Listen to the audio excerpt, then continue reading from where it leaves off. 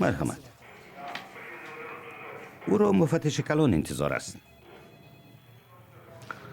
من این چیز را نمیفهمم. به من فهمون.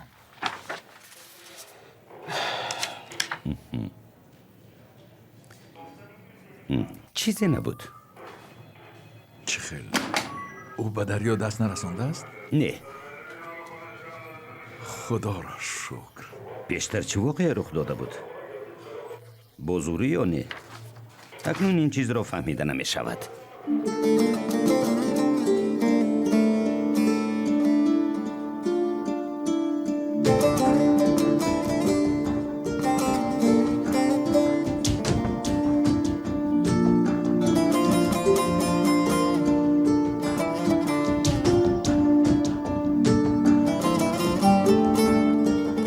اکنون این چیز را فهمیده نمی شود.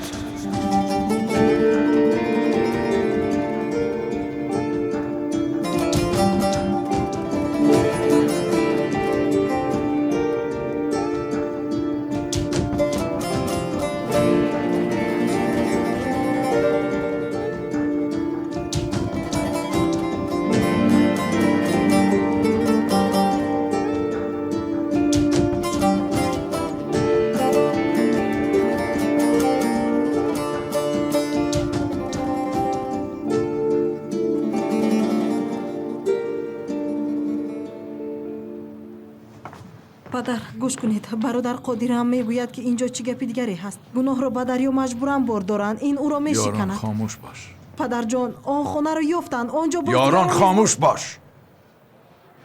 تو چون این خواهر با نامی دریا دیگر نداری. بگذار حبسش کنند. پدر شما به کجا؟ یاران او دیشب بیگناه نمانده است. دریا کی ها باز خود را بدنام کرده است. او به مثل مادرت. من چی کار کنم؟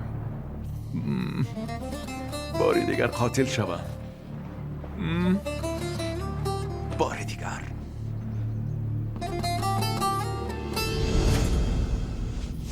پدر خواهش این کارو نکنید. پدر خواهش میکنم نکنید. یک طرف دکتر. پدر جان نکنید. خواهش میکنم پدر.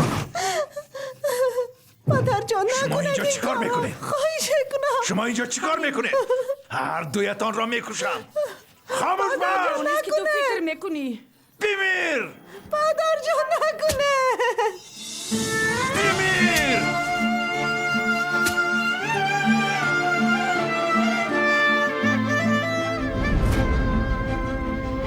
برای همین من رفتم.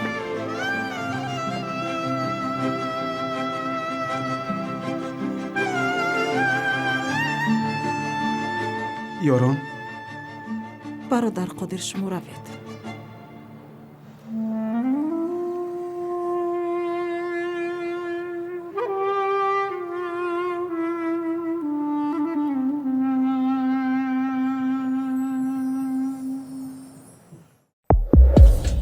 M Production 0302